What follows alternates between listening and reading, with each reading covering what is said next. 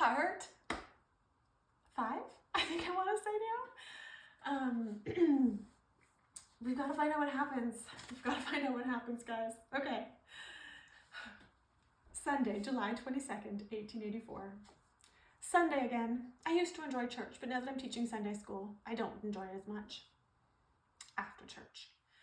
Mother told the Sunday school board that I couldn't teach Sunday school anymore, so I got to hear the sermon. I enjoyed it tremendously.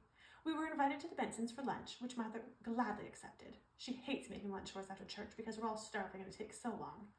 We had a delicious roast beef and were sent home with leftovers, which we'll probably eat tonight. I read for most of the afternoon, but then decided to write about my day before supper. Now Mother is calling me to go and help prepare supper. She better not make me do the dishes too. Why must Mother pick on me so much? After supper, I'm really nervous about summer school. What if none of the other students like me?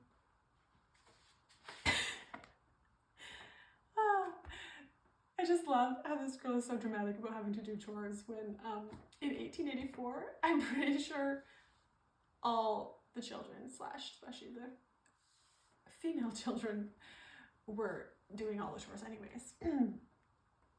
All right, Monday, July 23rd, 1884. I woke up at 6:30 and had breakfast while Sophia did my hair. For some reason, she's better at doing my hair than me. I wore a new blue dress, which was really nice, and it made me feel pretty. I was terrified that I'd get it dirty the first day. The students are quite nice except for one boy named Todd, who's being forced to come and thinks he's handsome. He actually is, but he's too stuck up. He tormented me all day. I plan to do something to him if it continues. Our teacher is so nice and really good at teaching, but the only thing I don't like is that he's already given us an assignment. I've made friends with a girl named Lydia and a boy named Sam. They're really nice. Tuesday, July 24th, 1884.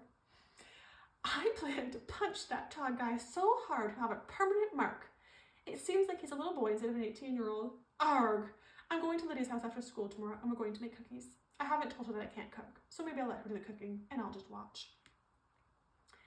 Wednesday, July 25th, 1884.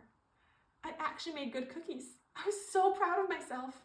Lydia helped a lot, but she was determined that I must learn how to cook, and it ended up perfect.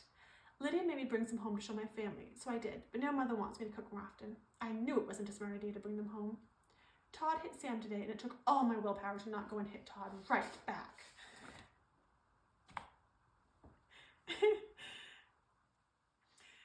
Thursday, July 26, 1884. This week has flown by so fast, I can't believe that it's already Thursday. I have a book report due next week, so at least I'll have an excuse to read again. I played War with Aaron tonight, and I lost. He always seems to win. Sophie made me do her hair in rags, which I detest doing, even though I'm good at it. And Mother forced me into knitting. I didn't get any time to read. Sigh, maybe tomorrow. Friday, July 27th, 1884. Today, Todd was picking on Sam again. They were fighting, and even though I tried not to stay back and interfere, I had to do something. I think that's supposed to say I tried to stay back and not interfere. And so, idiotic little me actually walked into the middle of their fight right in time to get a punch in the face. I guess I deserved it because everybody knows not to walk in between two fighting guys. Well, anyways, it shocked me and I fell to the ground from the impact. It hurt like crazy, but I tried not to show it. I refused to be called a wimp. Todd's eyes grew huge, for he was the one who had punched me, and he apologized 1,000,000 times. I just stalked away from them with Lydia close behind. I finally convinced her that I was okay, and somehow I made it through the afternoon. When I got home, Mother was shocked. My whole right cheek was swollen and red. I told her not to worry, it was an accident, but she still said she'd have to have a talk with my teacher about it. I begged her not to because I didn't want Sam to get in trouble for fighting, but I'm not sure she listened. But before she would do any talking to teachers, she insisted that she used one of her many remedies for swollen cheeks. She put some sort of nasty smelling stuff on my cheek that made the swelling go down, and it also seemed to numb it so that I couldn't feel the pain as much. It seemed to work. I must go now, for I have to start reading my book for my book report. Good night.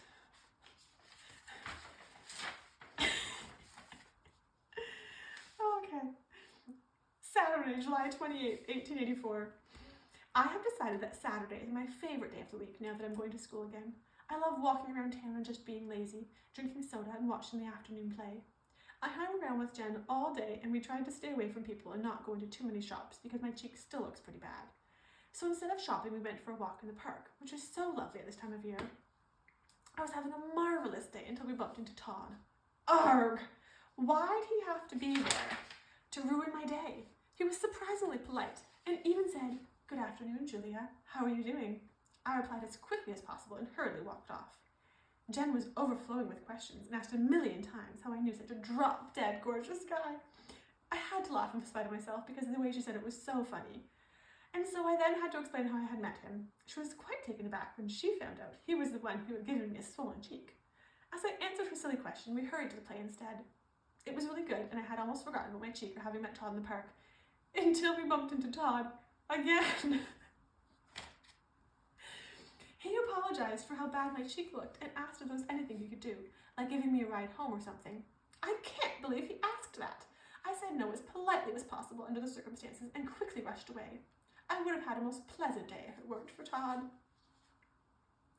Sunday, July 29th, 1884.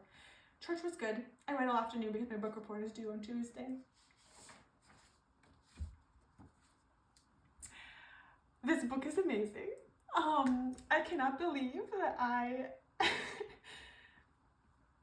have wrote such wonderful, wonderful things in my teenage years. It seems very historically accurate, like for the time. Very realistic that this 17-year-old does no chores and spends all day Saturday in town. Anyways, I hope you guys are enjoying this as much as I am because it is bringing me so much joy. Stay tuned for more.